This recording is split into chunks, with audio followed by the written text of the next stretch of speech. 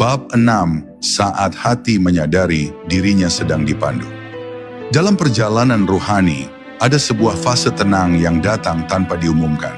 Fase ketika seseorang mulai menyadari bahwa hidupnya tidak pernah berjalan sendirian.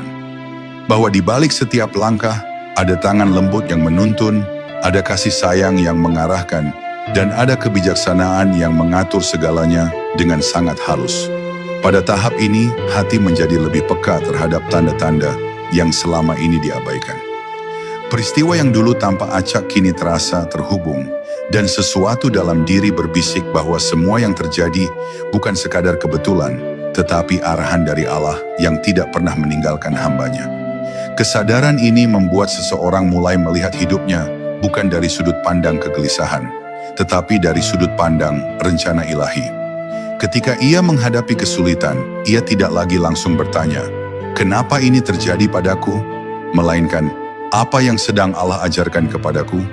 Ketika ia mendapatkan kemudahan, ia tidak lagi merasa bangga atau merasa mampu, tetapi justru merendah karena tahu bahwa semua kemudahan itu adalah hadiah, bukan hasil kekuatannya sendiri. Hati yang mulai sadar akan bimbingan ilahi menjadi lembut, seperti tanah yang siap menumbuhkan apapun yang ditanamkan Allah ke dalamnya.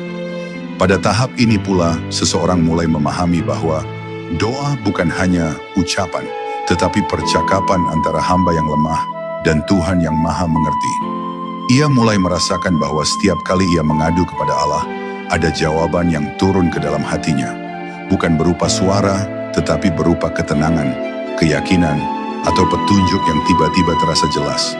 Bahkan dalam diam sekalipun ia merasa diperhatikan. Bahkan ketika ia tidak tahu apa yang harus dilakukan, Allah menaruh arah dalam hatinya dengan cara yang tidak dapat dijelaskan oleh logika biasa. Inilah bimbingan halus yang hanya dapat dirasakan oleh mereka yang hatinya terhubung. Lama-kelamaan, seseorang menyadari bahwa segala hal yang dianggapnya sebagai pilihan sendiri ternyata penuh dengan campur tangan ilahi.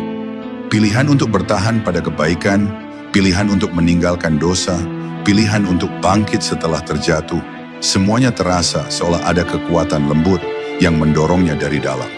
Ia mengerti bahwa Allah tidak hanya menciptakan dan membiarkan, tetapi Allah membimbing langkah hamba-hambanya dengan cara yang tidak terlihat, namun sangat nyata dirasakan.